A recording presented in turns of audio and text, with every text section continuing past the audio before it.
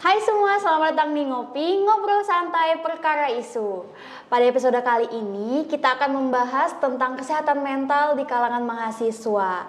Sebelumnya bersama saya, Zelfisha Sayutri, dan pemateri kita pada hari ini yaitu Ibu Anik Hudia Bilhak, SPSI MA. Beliau sendiri merupakan Wakil Dekan 2 Fakultas Psikologi Universitas Muhammadiyah Kalimantan Timur nih. Selamat datang Ibu di podcast Ngopi. Ya, halo. Bagaimana Ibu kabarnya hari ini? Alhamdulillah baik, sehat. Oke Ibu, kalau boleh tahu Ibu kesibukannya akhir-akhir ini apa aja sih? Oke, ya. Jadi kalau kesibukannya tadi ya sudah disampaikan, saya adalah staf dosen pengajar di Fakultas Psikologi UMKT dan seperti dosen pada umumnya ngajar, kemudian juga melakukan penelitian seperti itu dan pengabdian kepada masyarakat. Wih, menarik sekali ya kegiatan Ibu di akhir-akhir ini. Dan juga mungkin teman-teman sudah pada tahu apa yang akan kita bahas pada hari ini, yaitu tentang kesehatan mental di kalangan mahasiswa. Sesuatu yang dibicarakan yang sedang hype nih, atau sering banget dibicarakan di kalangan mahasiswa, yaitu kesehatan mental. Nah, menurut Indonesia National Adolescent Mental Health Survey tahun 2022, 15,5 juta remaja mengalami masalah mental dan 2,45 juta remaja mengalami gangguan mental, serta 2,6% remaja lainnya mengakses layanan konseling, baik emosi maupun perilaku. Dan di media sosial juga banyak nih tentang kasus mengenai mahasiswa ya Bu, mahasiswa ataupun orang dewasa, bahkan anak-anak sekalipun mengakhiri hidupnya karena mental mereka sedang terganggu ataupun sedang tidak baik-baik saja. Tentunya fakta yang sangat mengejutkan bukan? Tertarik dengan pembahasan kami? Stay tuned at the end. Oke, baik Bu, dari survei tadi dan juga menurut yang lagi viral nih Bu, dilansir dari jawapos.com yang dipublikasikan pada tanggal 13 Oktober tahun 2023, bahwa ada seorang mahasiswi di salah satu universitas di Pulau Jawa meninggal dunia diduga karena bunuh diri. Nah Bu, berdasarkan kasus yang saya sebutkan tadi, menurut Ibu apa sih yang membuat si mahasiswa tadi bunuh diri gitu Bu? Apakah dia mungkin terganggu mungkin mentalnya atau bagaimana Bu?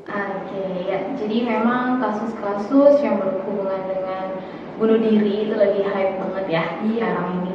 Jadi mahasiswa yang bahkan di bulan ini tuh nggak cuma satu kasus gitu. Tadi saya juga searching ada di Pulau Jawa gitu ya, di beberapa kota. Dan ini sangat memprihatinkan sekali tadi disampaikan, dan juga sangat membuat kita tuh harus tersadar pentingnya tentang kesehatan mental, karena memang diduga hal-hal yang berkaitan kenapa nih mahasiswa ini bunuh diri itu juga berhubungan dengan kondisi psikologisnya mereka gitu ya. Jadi banyak fakta-fakta memang menyebutkan gitu ya faktor-faktor yang menjadi pengaruh dari kenapa seseorang itu bisa memutuskan untuk bunuh diri. Itu bisa juga dari hal-hal yang sifatnya dari dalam dirinya atau juga hal-hal yang memang karena faktor lingkungan. Gitu, Lingkungan. betul. Lingkungan juga bisa Lingkungan ya Bu, juga bisa. Pengaruh besar gitu ya Bu, lingkungan. Berpengaruh besar gitu. Oke. Nah, ketidakmampuan kita untuk bagaimana beradaptasi dengan lingkungan, kemudian juga kita ini tidak mampu untuk merespon lingkungan, orang-orang yang ada di sekitar, itu menyebabkan kita punya nih masalah-masalah yang awal mulanya cemas gitu. Ya, lama-lama menjadi sebuah perilaku-perilaku yang mengarah ke gangguan gitu. Karena kita juga akhirnya terganggu secara kehidupan sehari-hari yang biasanya tidur teratur jadi nggak teratur. Dan untuk mahasiswa gitu ya, ini banyak juga dari berita-berita disebutkan bahwa faktor-faktornya karena akademik itu menjadi sangat-sangat memicu gitu ya, bisa terganggu. Terus juga hubungan yang istilahnya zaman sekarang tuh toxic relationship gitu ya, banyak banget TikTok gitu ya, toxic gitu ya. Misalnya ada juga yang kemungkinan dari orang tua tidak terlalu memperhatikan anaknya, itu juga menjadi faktor-faktor gitu ya. Jadi bisa dari dalam dirinya. Jangan-jangan juga sebenarnya bukan pada saat jadi mahasiswa gitu ya pemicunya. Kemudian dia pengen mengakhiri hidup, tapi bisa jadi dari yang saat masih kecil gitu. Inner child ya Bu. Istilahnya akhirnya Iya. jadi inner child gitu ya. Jadi ada hal-hal yang belum selesai nih saat dia masa lalu masih kecil gitu. Akhirnya menjadi nih tumpukan-tumpukan berbagai permasalahan buat mahasiswa, dan kasus-kasusnya munculnya akhirnya yaitu bunuh diri. Bahkan ada juga penelitian yang menyebutkan intensi keinginan untuk bunuh diri itu juga banyak dialami oleh mahasiswa. Baru niat loh, ya kan? Niat tuh. Nah, yang berani yang sampai melakukan itulah yang kasusnya itu muncul sampai dia memang benar-benar melakukan tindakan untuk bunuh diri gitu. Jadi itulah yang terjadi. Oh, ya berarti harus kuat-kuat deh ya Bu. Betul gitu. sekali. Oke. Baik Ibu, selanjutnya apa saja sih Bu jenis-jenis penyakit mental yang ada? Oke, nah sebenarnya kalau ngomongin tentang gangguan psikologis gitu ya, ini tuh banyak sekali macamnya. Jadi di psikologi itu diatur di dalam DSM gitu istilahnya. Untuk jadi DSM itu adalah seperti apa ya? Buku arahan. Jadi mana yang disebut dengan gangguan dan mana yang tidak, itu kita punya buku pakemnya gitu. Istilahnya dengan DSM. Nah, jadi di DSM ini untuk mendiagnosa. Jadi nanti keluarnya dalam bentuk diagnosa apa nih yang terjadi, betul gitu. Jadi punya berbagai macam karakteristik. Nanti ada gangguan kepribadian. Kemudian juga yang paling umum terjadi sih memang ya itu gangguan kepribadian ya. Itu sering banget. Betul. Jadi ada yang seperti gangguan bipolar. Ya, ada schizofren gitu ya. Anak farmasi ini juga akrab nih ya dengan gangguan psikologis. Iya benar. Nah, nanti kan munculnya akhirnya ke penggunaan obat-obat antidepresan gitu. Nah, sebenarnya banyak banget ya. Kalau misalnya dari gangguan psikologi sendiri tuh macamnya itu tuh banyak, berhubungan dengan kepribadian atau yang lain-lain itu banyak. Cuma saya mau spesifiknya ini yang berhubungan dengan kesehatan mental gitu ya. Biasanya ada yang umum itu stres, kecemasan, dan juga di sini depresi. Gitu, depresi gitu. Jadi terjadi ya Bu depresi itu. nah gitu ya, betul. Depresi sendiri ini juga istilah yang umum, banyak orang tahu, dan bisa terjadi pasca terjadinya suatu event yang traumatis gitu. Jadi event-event traumatis dan kemudian itu menimbulkan depresi itu ada gitu, nama gangguannya gitu, pasca trauma. Iya, pasca trauma. Dari trauma menjadi depresi. Nah, jadi yang depresi terjadi pasca trauma ini, PTSD ini, dia itu menimbulkan ciri-ciri yang depresi karena kan bisa jadi karena misalnya ya contoh ada kecelakaan, dia pernah menjadi penyintas kecelakaan gitu ya.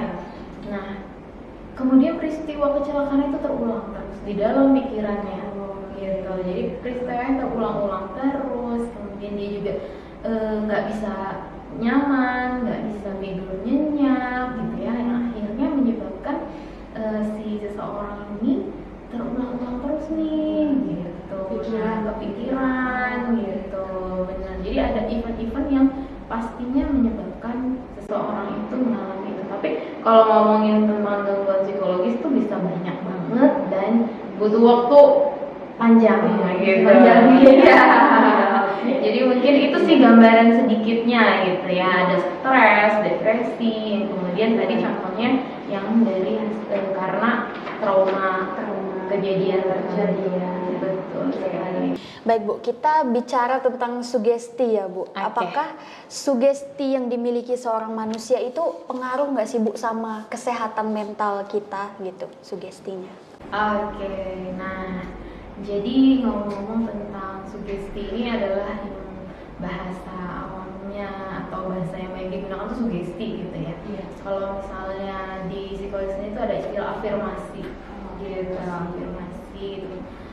Jadi sugesti itu kan memang berawal dari apa yang dia ketahui dari lingkungan ya. Iya. Betul, gitu. Ya, biasanya orang tua berharap anaknya itu gimana?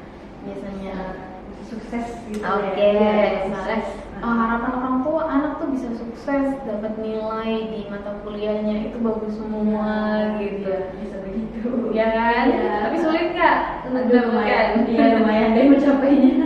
Iya gitu. Untuk mencapainya tuh butuh segala macam Mm-mm. ini ya rintangan dan harus dihadapi dan lain-lain. Nah, ketika kita mengatakan pada saya mampu, saya bisa, saya yakin, kekuatan afirmasi yang positif ini, yang sugesti positif, ini berdampaknya positif. Iya.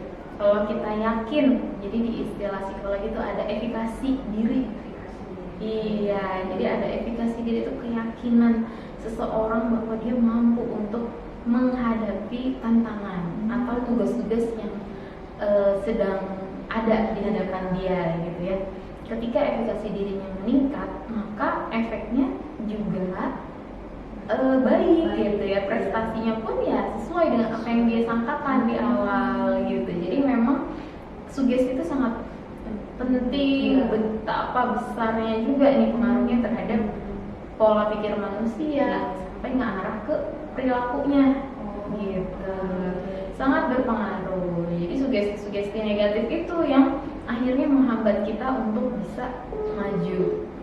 Iya, untuk bisa mencapai tadi prestasi maksimal itu gitu. Terus berpikir positif terus ya. Berpikir positif, benar-benar itu sangat diperlukan. Jadi saya bisa bilang sugesti yang positif ini sangat berpengaruh untuk hasil yang positif. Iya. Kalau yang negatif, ya hasilnya pun akan berdampak negatif gitu. Jadi memang balik lagi ke pola pikir ya. Iya. Ketika Harus positif terus berarti. Positif Jadi terus. teman-teman di rumah harus terus berpikir positif ya agar ya baik dalam kedepannya. Oke, selanjutnya nih Bu, saya juga lumayan penasaran nih, ingin nanyain langsung sama Ibu. Mungkin teman-teman di rumah juga pada penasaran, bagaimana sih Bu dalam kita ini mengelola stres ketika misalnya sedang mengalami stres gitu ya.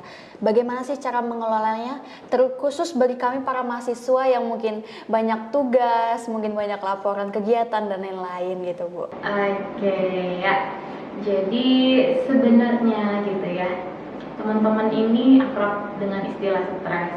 Kalau stres sendiri di sini saya mengambil dari Atwater, merupakan suatu tuntutan penyesuaian yang menghendaki individu untuk merespons secara adaptif.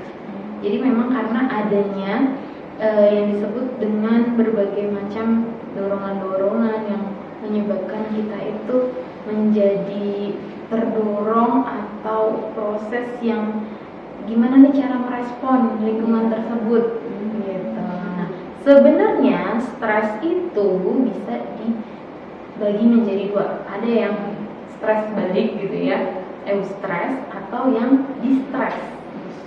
Iya, jadi sebenarnya ada dua. Gitu. Justru eustress ini stres yang baik gitu ya. Ini justru membuat kita tuh jadi terpacu untuk bergerak, berpositif atau mengarah ke wah ada tantangan nih gitu kan, harus jalanin gitu. Nah itu sebenarnya adalah kondisi yang nggak seperti biasa, nggak normal kan. Wah ini tiba-tiba harus IPK naik nih gitu kan. Dosen juga bilang, wah IPK kamu kalau nggak dinaikin saya nggak mau lagi misalnya jadi dosen pembimbing atau apa gitu kan. Deadline-nya pokoknya minggu depan dia harus selesai misalnya. Itu bentuk dari respon tubuh kita tuh langsung berbeda nih, berubah nih, ya kan? Yang awal mulai tenang-tenang, tapi giliran ada istilahnya tantangan gitu ya, gimana nih? Respon kita langsung harus apa nih, ya kan? Mulai dari mana nih? Gitu.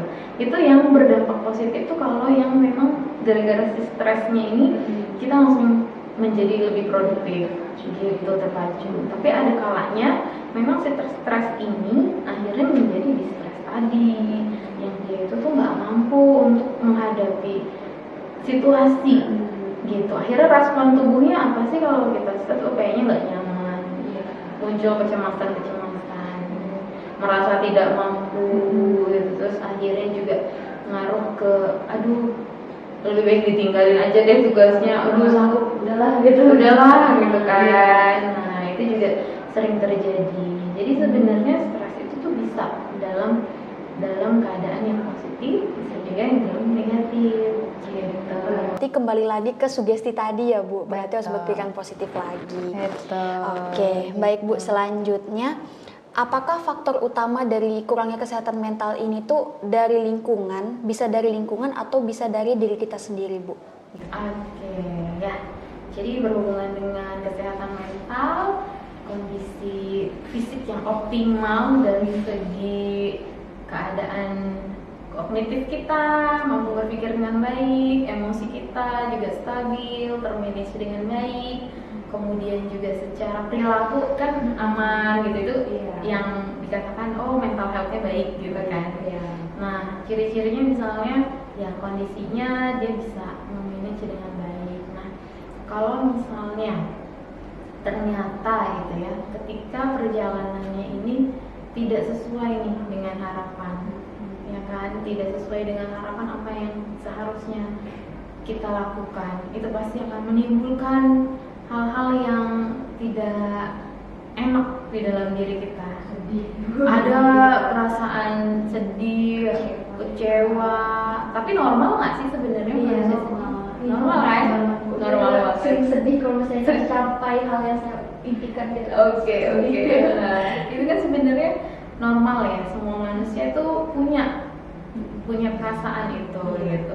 Ketika yang nggak normal itu misalnya sedih yang berlarut-larut, sedih yang nggak ada ujungnya, sedih yang tidak tahu penyebabnya gitu kan.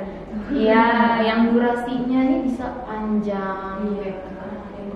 Ada yang berhari-hari sedihnya gitu kan.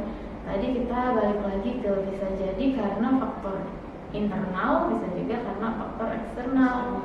Faktor internalnya jangan-jangan persepsi kita tuh salah nih tentang tantangan gitu kan. Kalau kita menilainya beban, akhirnya menjadi berat banget, itu menjadi beban tuh. Tapi kalau kita melihat ini adalah ini adalah saatnya kita untuk mengeksplorasi diri kita, itu akhirnya menjadi stres yang baik gitu, stres yang benar-benar positif gitu ya. Jadi memang balik lagi ke cara membuat mental health kita tetap baik, itu harus kita siapkan diri kita. Kita harus siapkan diri menghadapi lingkungan, tadi mau belajar, mau memperbaiki diri, itu yang memang benar-benar harus ditekankan gitu.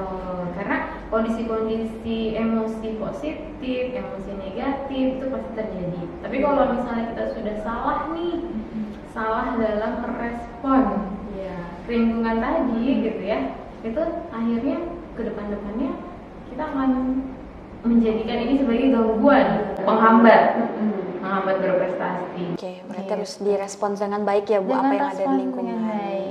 Oke, baik Bu. Untuk selanjutnya nih, bagaimana sih Bu cara menyikapi, mungkin entah itu ada teman, saudara ataupun keluarga kita, sahabat dan lain-lain itu yang sedang mengalami depresi. Kita yang sebagai manusia, bukan manusia normal sih, maksudnya manusia juga normal ya Bu. Mungkin yang kita sedang baik-baik saja gitu Bu. Bagaimana sih cara menyikapinya dari sisi psikologisnya gitu? Oke, ya. Jadi di sini ya, tadi cemas itu normal, wajar, biasa terjadi. Tapi ketika kita sampai nggak tahu penyebab kecemasannya apa, tiba-tiba kok aku cemas ya, itu tuh yang menjadi warning nih buat kita. Wah, ada yang salah nih dengan diri kita. Kalau sampai kita tuh tidak tahu sebenarnya penyebab kita cemas tuh apa. Begitu merespon kecemasan ini, adalah satu hal yang wajar dan kita bisa tangani dengan baik, kita akhirnya bisa terhindar dari gangguan kecemasan, depresi, stres. Itu tuh lingkarannya sama gitu ya. Iya, pasti akan sangat mengganggu kehidupan sehari-hari kita.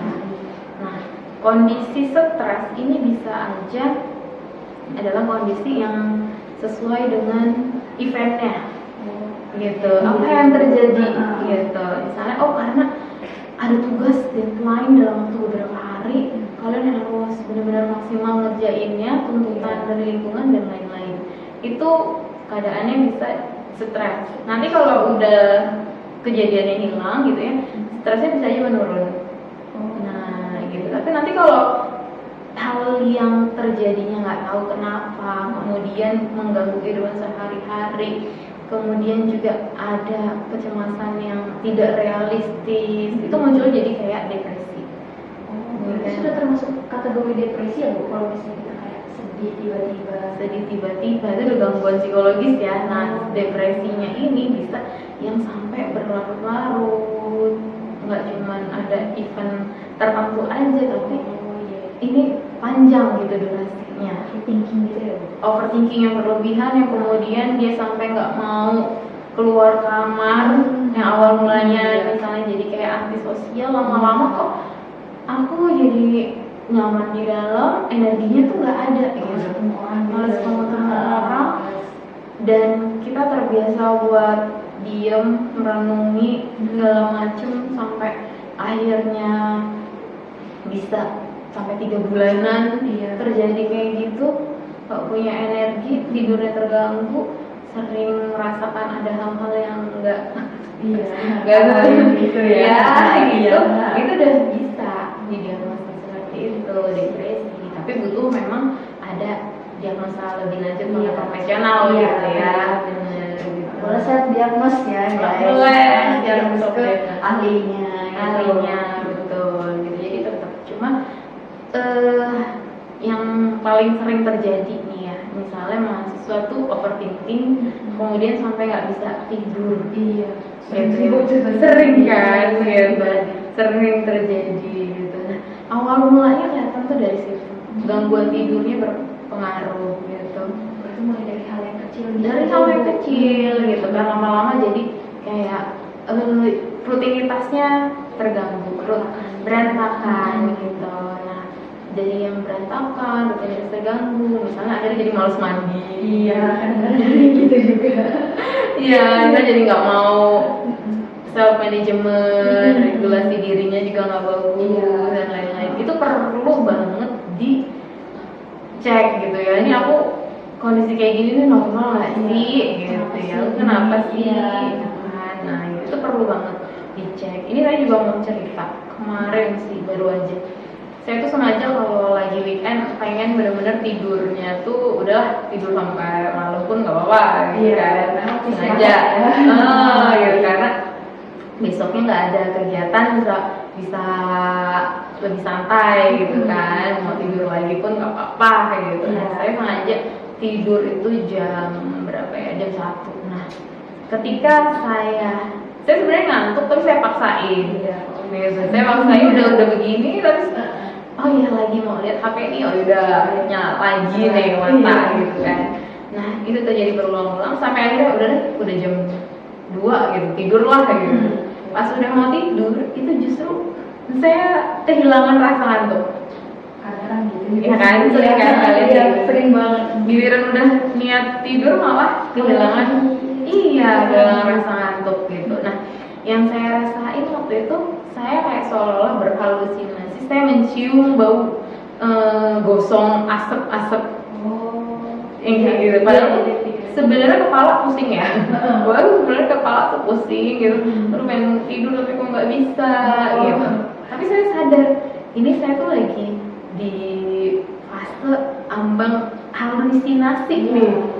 Karena otak saya tuh udah ngantuk. Tapi saya akhirnya juga tetap jalan keluar rumah, bukan keluar rumah, maksudnya keluar kamar, ngecek, kok nggak, apa sih ini kayak mencium bau, terus saya sadar, oh iya, saya ini lagi halusinasi nih, saya lagi kekhawatiran, ngecek dan lain-lain gitu kan. Tapi saya tahu pas saya udah di kasur lagi nggak mungkin ada suara apa, ada asap-asap bau gitu kan. Nah ini yang sering banget terjadi gitu ya, kondisi-kondisi kayak misalnya berhalusinasi ketika fisik kita rasanya ngantuk tapi kita paksain nggak ngantuk. Kemudian ini simptom awal gitu, jadi awal gitu ya, bisa berhalusinasi yang sampai kayak gitu. Ini saya juga jadi ternyata begini ya rasanya. Terus saya sengaja juga bikin pikiran ini kalau di kondisi kayak gini biasanya orang-orang akan seolah-olah mendengarin suara-suara hantu lain gitu kan. Diperhatikan gitu. Iya benar. Padahal sebenarnya itu kan kondisi tubuh kita yang harusnya tidur tapi kita paksakan, akhirnya kayak nggak sinkron nih antara fisik sama otak, pikiran segala macam kan gitu. Akhirnya nggak tenang gitu. Tidur pun nggak tenang dan lain-lain. Nah ini sebagai mahasiswa nih ya, kalau misalnya kayak gini-gini berulang terus bahaya teman-teman. Betul. Jadi memang benar-benar harus aware sekali sama kondisi kebutuhan fisik kita dan kebutuhan mental kita. Iya. Gitu. Iya, betul. Oke, baik Bu. Tadi kan sudah disebutkan ya. Nah, yang terakhir nih Bu, apakah ada tips dari Ibu ataupun cara kita agar menjaga mental dan pikiran kita ini agar tetap sehat gitu? Oke. Kalau misalnya pengen mental yang sehat, pasti ini juga berhubungan dengan fisik yang sehat. Gitu. Fisik yang sehat. Jadi tadi ya, fisik yang sehat itu ditandai dengan memang semua organ fisik kita berfungsi, yang kemudian juga kita melakukan kegiatan-kegiatan yang seperti berolahraga.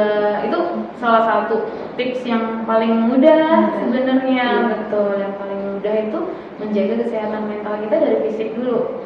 Kondisi fisik kita yang sehat gitu ya, ini akan membuat perilaku kita juga akhirnya baik, pola pikir kita juga baik, bener. Jadi fisik dulu sih kalau dari saya gitu. Terus yang kedua nanti ke ini ya, manajemen waktu. Ini juga yang Manajemen waktu gitu. Nah jadi menghindarilah kecemasan-kecemasan yang tidak realistis. Itu juga penting gitu. Jadi fase-fase seseorang berhubungan dengan tugas perkembangan gitu ya istilahnya. Misalnya di masa remaja nih, tugas perkembangannya tuh apa? Tugas perkembangannya misalnya dia mempersiapkan diri untuk menjadi anggota masyarakat. Kalau misalnya dia bisa melewati, mempersiapkannya dengan baik, ya otomatis ini juga akan berdampak baik. Betul. Nah, di remaja ini belajar untuk bersosialisasi. Kalau misalnya ternyata tidak mampu untuk bersosialisasi, ini yang akhirnya berdampak pada kondisi psikologisnya gitu. Jadi nggak bisa berkomunikasi dengan orang-orang di sekitarnya. Ini nanti rentetannya bisa panjang gitu. Sekarang itu kan berinteraksi ya Bu. Berinteraksi, betul. Banget kalau untuk cerita ke teman, mungkin kalau sedang Betul gitu ya. Betul. Jadi memang dukungan dari sosial ini penting. Sebelumnya tadi kan berhubungan dengan ini ya, fase-fase kehidupan seseorang ya. Banyak peristiwa-peristiwa yang terjadi pada sepanjang hidup kita. Ketika kita berpikir positif dan akhirnya kita bisa mengolah nih peristiwa-peristiwa itu menjadi baik, nanti dampaknya kita juga akan merasa mental kita sehat gitu ya. Nah terus setelah melewati fase-fase perkembangan, gimana cara kita menanggapi peristiwa-peristiwa, kemudian kita juga mendapatkan banyak dukungan dari lingkungan sekitar, ini itu penting. Iya, jadi dukungan atau afirmasi dari tadi betul, afirmasi. Ini dukungan sosial ini benar-benar penting sekali buat mahasiswa, sangat diperlukan. Oke. Ilmu yang kita dapatkan di podcast Ngopi kali ini tentang kesehatan mental di kalangan mahasiswa. Sebelumnya saya ucapkan terima kasih banyak Bu untuk Bu Anik yang sudah menyempatkan waktunya berada di podcast Ngopi, dan juga terima kasih atas edukasi yang diberikan ya Bu tentang kesehatan mental kali ini. Dan teman-teman lainnya, jangan lupa untuk tetap saksikan podcast Ngopi di Instagram @himafar_umkt, dan juga jangan lupa untuk follow Instagram Farmasi UMKT karena bakal banyak konten-konten edukasi yang akan dibahas bersama para ahli di bidangnya. Sekian, saya Zelfisha pamit undur diri. Terima kasih. Wassalamualaikum warahmatullahi wabarakatuh. Waalaikumsalam warahmatullahi wabarakatuh.